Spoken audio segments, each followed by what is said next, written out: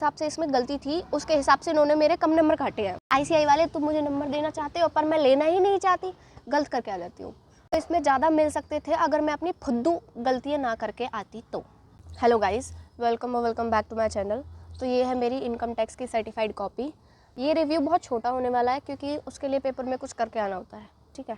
तो फिर मैं सिलेक्टेड स्टडी करके गई थी। मैं सिर्फ 4 चैप्टर करके गई थी इनकम टैक्स में, और जो ये 4 चैप्टर थे ये 20 मार्क्स कंटेन करते हैं। तो मैं 20 मार्क्स का पेपर इनकम टैक्स में अटैम्प्ट करके आई हूँ, जिसमें मेरे को मिले हैं 9.5, ठीक है, थ्योरी में। और जो MCQ पार्ट है उसमें मेरे को मिले हैं 3 मार्क्स। तो मैं इनकम टैक्स का इसलिए नहीं पढ़ के गई थी क्योंकि इनकम टैक्स है सो बिग, मेरे पास इतना टाइम नहीं था कि मैं उसको पूरा करके जाऊँ।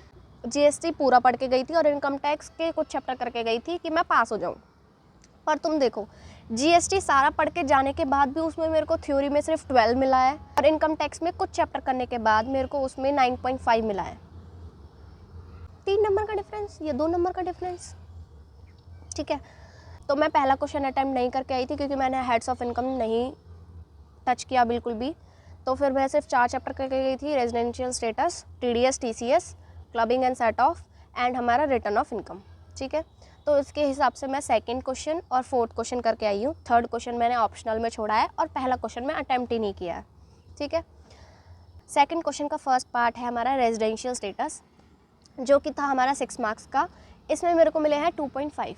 लाइक मेरे को इसमें ज़्यादा मिल सकते थे अगर मैं अपनी फुद्दू गलतियाँ ना करके आती तो। जैसे कि आप देख सकते हो मेरा सारा पॉइंट वाइज सही है, सारी एक्सप्लेनेशन सही है। तीनों केसेस की मैंने जो कैलकुलेशन है वो गलत कर रखी है। और जब मैंने सजेस्टेड आंसर से चेक किया, मेरा जो दिमाग ख़राब हुआ है ना, कि मैं पहले सही करके आ रही थी और उसको काट के गलत करके आ गई। मैं सही करके गलत करके आती हूँ और मेरे को लगता है ये लाइन परमानेंट हो चुकी है मेरी हर एक सर्टिफाइड कॉपी में, कि मैं पहले सही करके आती हूँ और फिर गलत करके आ जाती हूँ।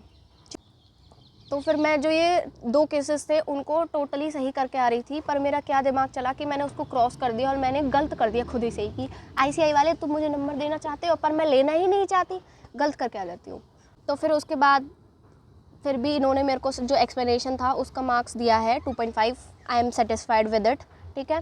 फिर है हमारे पास TDS TCS, जिसमें भी हमारे 2 पॉइंटर्स हमारे पास पूछे गए थे। एंड तुम देख सकते हो मेरी दोनों की एक्सप्लेनेशन बिल्कुल सही है, मैंने जो परसेंटेज बता रखा है वो भी सही है। पर तुम देखो मेरी कैलकुलेशन देखो, मेरे को 1% नहीं निकालना आता किसी चीज़ का। आई डोंट नो व्हाई, ठीक है। पर मेरे हिसाब से इसमें गलती थी, उसके हिसाब से इन्होंने मेरे कम नंबर काटे हैं। मुझे लगता है कि मेरे को ज़्यादा नंबर काटने चाहिए थे इसमें, कि मेरे को इतनी कैलकुलेशन भी नहीं हो रही है। तो इसमें मेरे को मिले हैं 3.5 आउट ऑफ 4, ठीक है। उसके बाद है मेरा फोर्थ क्वेश्चन में जो पहला पार्ट है सेट ऑफ एंड क्लबिंग। देखो अगर तुम देख के जा रहे हो सेट ऑफ एंड क्लबिंग, तो ये ऐसा चैप्टर है जिसमें और चैप्टर का भी मिक्स होता है। मैं क्या पढ़ के गई थी कि सेट ऑफ एंड क्लबिंग करके चली जाती हूँ, और हेड्स का कुछ अगर आएगा तो उसको छोड़ दूँगी। लाइक जितना होता है मैं उतना अटैम्प्ट करके आऊँगी और कुछ ना कुछ नंबर मिल जाएंगे। एंड गेस व्हाट, मेरे को 2.5 नंबर मिल भी गए। मैं जब पेपर में लिख के आ रही थी इसको, मेरे ऐसे हाथ काँप रहे थे, यार पता नहीं नंबर देंगे नहीं देंगे, पर मेरे को गॉड ग्रेस मिल गए नंबर, ठीक है। ये रहा मेरा उसका वो।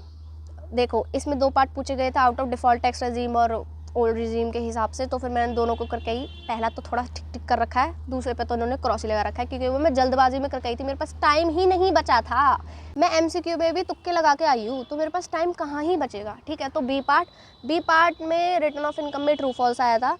मेरा जो इसका फर्स्ट पार्ट है वो सही है, सेकंड पार्ट गलत है। फर्स्ट पार्ट की जो एक्सप्लेनेशन है मैंने प्रॉपर नहीं कर रखी है, इसकी वजह से इन्होंने मेरे को सिर्फ 1 नंबर दिया है। पर मैं फिर भी कोई बात नहीं, ठीक है, 1 नंबर तो दिया है ना, कोई बात नहीं। तो मेरे को इसके बी पार्ट में मिला है 1 नंबर। तो यही है मेरी इनकम टैक्स की सर्टिफाइड कॉपी। मैं इसमें और तुम्हें क्या ही बताऊँ जब मैं खुद ही नहीं करके आई हूँ, पर फिर भी मेरे को इन्होंने सही नंबर दे दिए। GST में तो इन्होंने मेरे धड़ाधड़ नंबर काटे हैं, और इनकम टैक्स में मेरे को लगता है खुली छूट करके नंबर दिए मेरे को फील होता है उसमें, ठीक है। तो यही मेरा रिव्यू हो गया।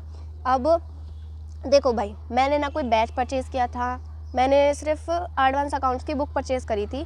उसके अलावा मैंने सारा कुछ यूट्यूब से प्रिपेयर किया था अपने अटैम्प्ट के लिए। और अब जैसे मेरा टैक्स की वजह से रह गया था वो अटैम्प्ट मेरा, तो फिर मैं अब मई 2026 में अटैम्प्ट दूंगी अपना। और अब की बार भी पता नहीं मैं परचेज़ करूँगी नहीं करूँगी, मे बी नहीं ही करूँगी, और देखूँगी कैसे कैसे मैं उसको प्रिपेयर करती हूँ। तो मे बी मैं उस पर भी एक वीडियो लाऊँगी कि टैक्स में कैसे प्रिपेयर करें, कहाँ से फ्री रिसोर्सेज मिले हमें कि हम प्रिपेयर कर पाएँ, thank you, bye bye, Tata.